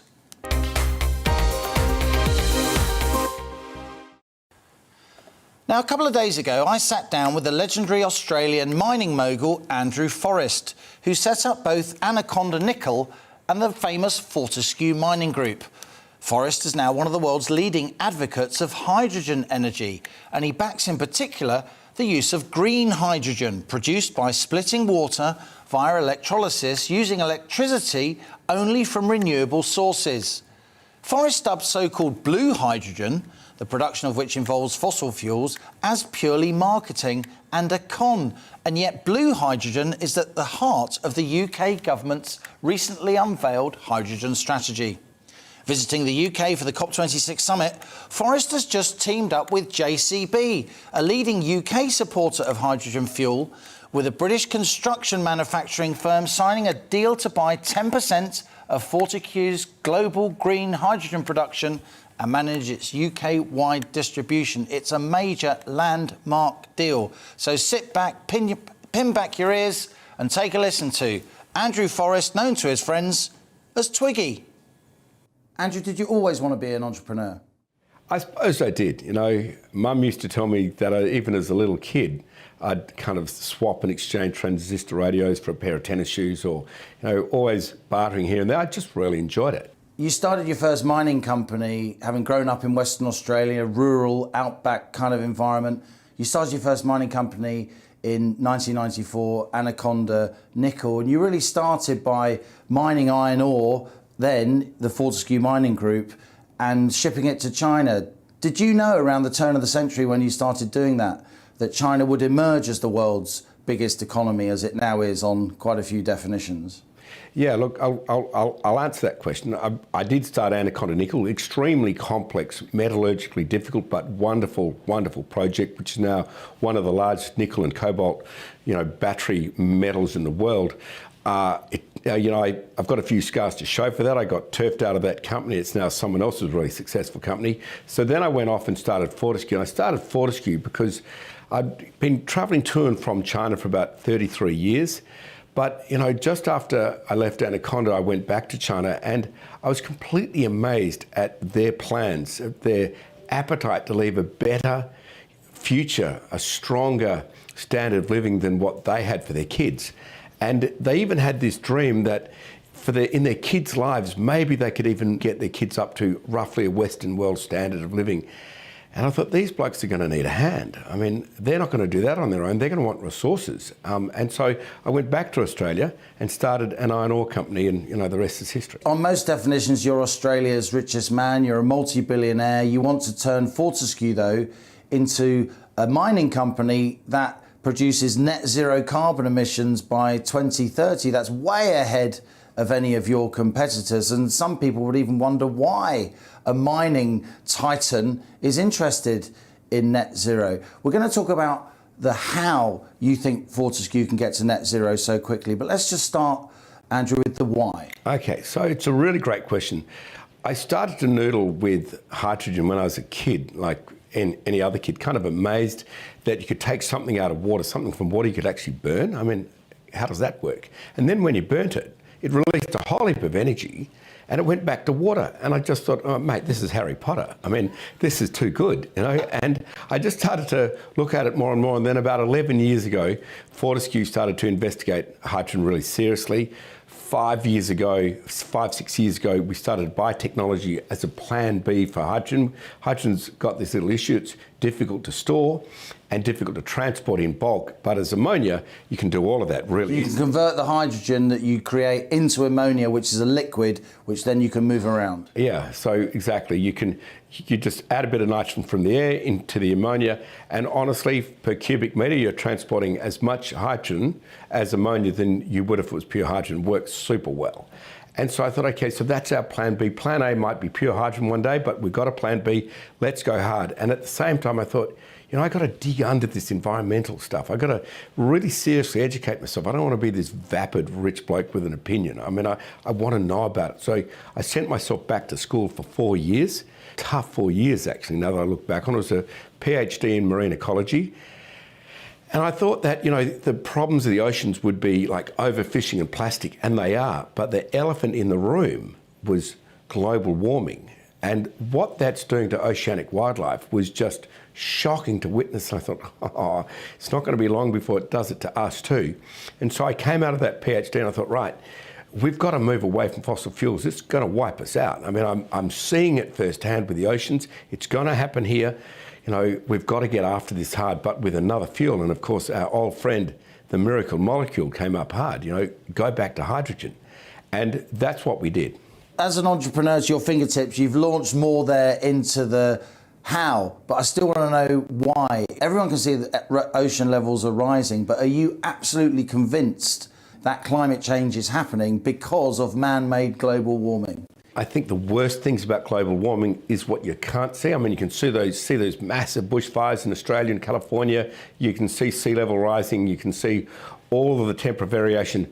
It's what you can't see, which really worries me. You know, what I've seen is as the oceans started to warm, as the land started to warm, it started to release methane. Now, we release a truckload of methane already with coal and gas. But as the world started to warm, there's greater and greater natural release of methane, which says, and science is all over this now and truly very worried about it, that we're going to reach a tipping point where the world warms to a point where that methane emission just starts to go natural. And methane's really dangerous, right? I mean, that's where you get gas from, methane. It's super dangerous, and it's 80 to 90 times more powerful as a global warming agent than carbon, which everyone knows about, but they don't know about methane. The world keeps warming. We hit this tipping point. Science hasn't determined where it is, but we know it's there. And we reach that tipping point and we hit that point, nothing we can do from that point on will stop the world just warming on its own. Just keep warming, warming, warming. We don't know when that warming will stop accelerating, but we know it's going to accelerate. So I knew from that point, we've got to get out of here. We've got to stop global warming. So the Andrew Forrest vision is of a world where we generate renewable energy, electricity. We can use that electricity to create hydrogen through electrolysis and other processes, and we can use that hydrogen as an energy source, both turning it into green ammonia. You can drive internal combustion engines with it, and then you can also turn it back into electricity. Is that roughly right, Andrew? That's roughly right. I mean, what I love about hydrogen is that you just put a couple of electrical wires in here, put enough electricity into those wires, this will split into hydrogen and oxygen from where it is now. You capture that hydrogen, you've got this miracle molecule. It can do everything. It can fire planes, trucks, ships, all sorts of mobility. You can use it to make steel. You can put a bit of nitrogen with it. You've got all the fertilizers you need. With direct current green electricity, you can run about 40–50% of the world. But the rest of it, you need something which is truly mobile and something you can manufacture with, and that's hydrogen. So you're attending COP26. You spent a lot of 2021 flying around the world, ironically, not on hydrogen fuel planes yet, but you're flying around the world with this advocacy. You want to turn Fortescue Mining Group, a huge mining conglomerate, into a powerhouse of hydrogen energy. Are world leaders listening to you? Do you think global opinion is ready? Because hydrogen's still seen as quite a niche interest, if we're honest, right? Okay, so let's really establish the most important part of this entire conversation, green hydrogen. You can get hydrogen, we have for 100 years odd, from fossil fuel. Problem with that, no matter which way you cut it, and all the bull dust which is out there, I'm telling you it's a charade. If you get hydrogen from fossil fuel, you're going to warm the planet quicker. You might feel good because you're burning hydrogen, the same molecule, right? Great. So let me just explain that. That's using fossil fuels to generate electricity, to do the electrolysis, to create the hydrogen. Yeah, it's a thing called steam methane reforming. So you burn all the coal, oil and gas, and you do steam methane reforming, you get to hydrogen, or you can do electrolysis, you get hydrogen. But you want green hydrogen, which is you use renewable energy to create electricity, to do the electrolysis to create the hydrogen. Yeah, look, there's one path which is going to lead the world into quicksand. Literally, we're going to sink into global warming, and that's hydrogen made from fossil fuel. Any hydrogen made from fossil fuel, it's going to speed up global warming. It's purely marketing. The hydrogen molecule I talk about is the one with the provenance is right, where it comes from. Where it comes from, really important. If it doesn't come from renewable electricity, it's going to compound the problem. So it's got to come from wind. You've got a truckload of that here. Solar, we've got a lot of that in Australia. Any form of renewable energy, geothermal, hydro, but it's got to be renewable, and that'll make all the hydrogen the world will ever need, period. You will not have any more pollution.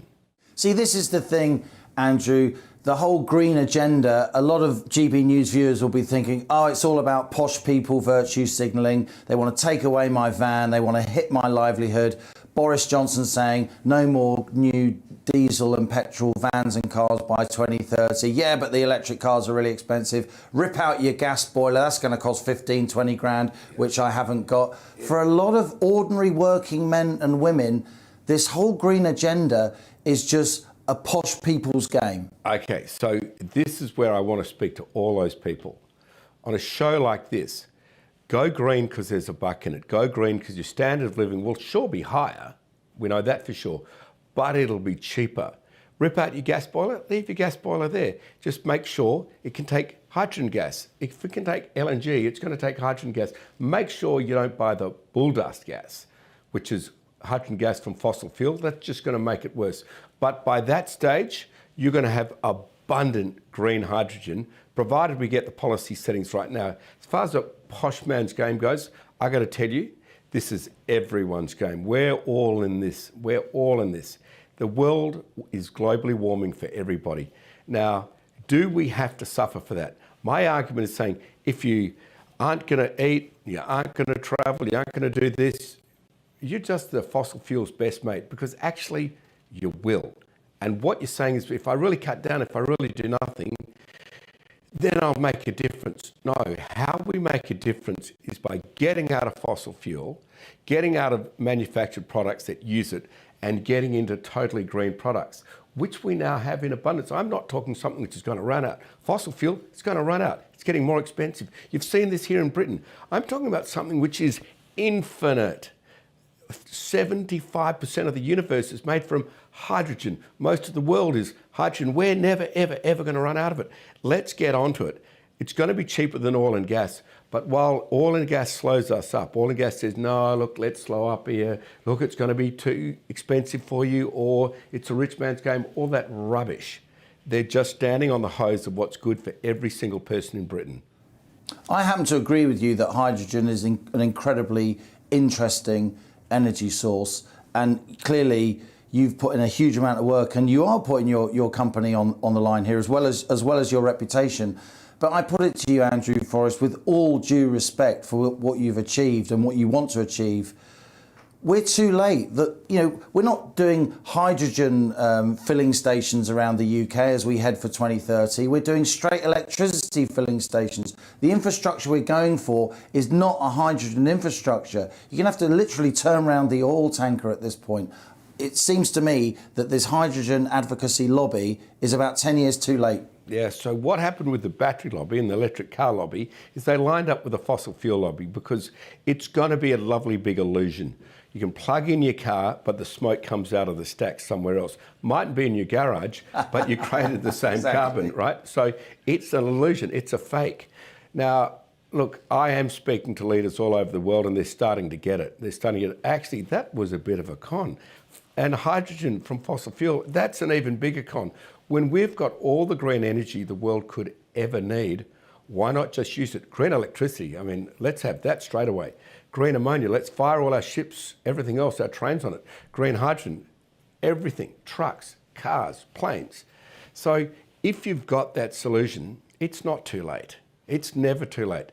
It's too late if we don't act. But let's act, and let's bring up our standard of living, bring down our cost of living, and stop global warming. And that's the future of green hydrogen. Andrew, you made your business reputation, you made your first fortune in your dealings with China. You're often seen as a bridge between China and the West. You've spoken to many of China's top leaders over many years. President Xi isn't at COP26 yet. China produces more emissions, Andrew, than the whole of the rest of the industrialised world put together. Aren't we wasting our time if China's not in town? Yeah, China does emit a great deal of carbon, and you speak to Indians, you speak to Chinese, you speak to anyone in the developing world, and they say, hey, look, why is the world warming again? Oh, that's right, it was the Western world who got us into this. Don't you want to give us a chance too? My argument to those people is to say, yeah, look, we made a dirty, great big mistake. We're getting through that mistake. Yeah, we're getting shoved down this, oh, let's all go electric even if the grid's dirty, con, or let's just use hydrogen from fossil fuel, con. No, actually, China, India, Great Britain, Australia, North America, we've got so many times more renewable energy than we could ever use. China, I've said really loudly, in China, in their newspapers, President Xi should be here. Okay, he thinks he might get a bollocking for this or that if he comes. He's seeing it being really political. What I know though is what China is doing. And I don't know why they're not speaking about this more, because what they're doing is absolutely great. Yes, they're putting in coal-fired power stations, but at the same time, what you don't hear spoken about is they're putting in miles and miles and miles of wind farms. I mean, they stretch over the horizon, right? In this arid, windy country, not used for anything. And they're creating the biggest wind farms in the world. And that's to turn China green. That's to make green hydrogen. Now, if I was them, I'd be saying, hey to the world, this is what we're doing, going flat out. You guys are just talking about coal-fired power stations. We're trying to feed ourselves, okay? Cut us some slack. So you're saying Xi should be here at COP26? Yes, I've said that. It's been, my views are well known in China that Xi should be here. He's got his reasons for not being, but I also know that China will be well represented. What I'd like China to be doing is talking about what they're actually doing in the green energy and green hydrogen space, because it is really big. They're creating a lot of wind farms, right, as a sort of alternative strategy. Yeah, you can see the wind farms over the horizon. I mean, they've got these huge amounts of barren land up in northern China, up towards Inner Mongolia, and they're putting these massive wind farms out there, which can produce huge amounts of energy. That was Andrew Forrest, the Australian mining legend, the founder of the Fortescue Mining Group, and you can catch up with the full-strength 25-minute version of that interview on the GB News YouTube channel and on my Money Talks podcast. And there you'll also find interesting discussions, I hope you'll agree, with many other business leaders. You've been watching a special COP26 edition of On the Money with me, Liam Halligan. Thanks for joining me today, and I'll see you at 1 p.m. tomorrow. This is GB News. I'm Liam Halligan, and that was On the Money.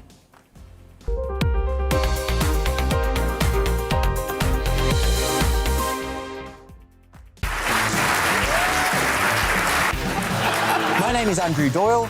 Join me every Sunday evening at 7 p.m. for Free Speech Nation. This is a show where we address current affairs and news stories of the week with the help of two wonderful comedian panellists. I brought in comics because I want to give it a lighter edge, and also they work for less. See you there.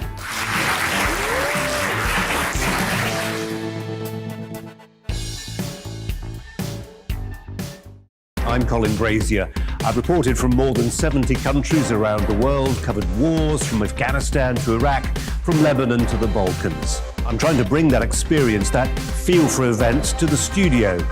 And something else, I'm ready to give an opinion. Today's stories with a spark. Brazier from 8 p.m. weekdays on GB News. Join us for the political correction. We're here every Sunday to correct politics and put you, the people, back in charge. We talk about all areas of the United Kingdom, including Northern Ireland. Our debate goes way beyond the Westminster Village. It's about the real country. It's about your opinion. So please, we want you to tell us what you think. This is the political correction. Every Sunday morning from 10 a.m. here on GB News.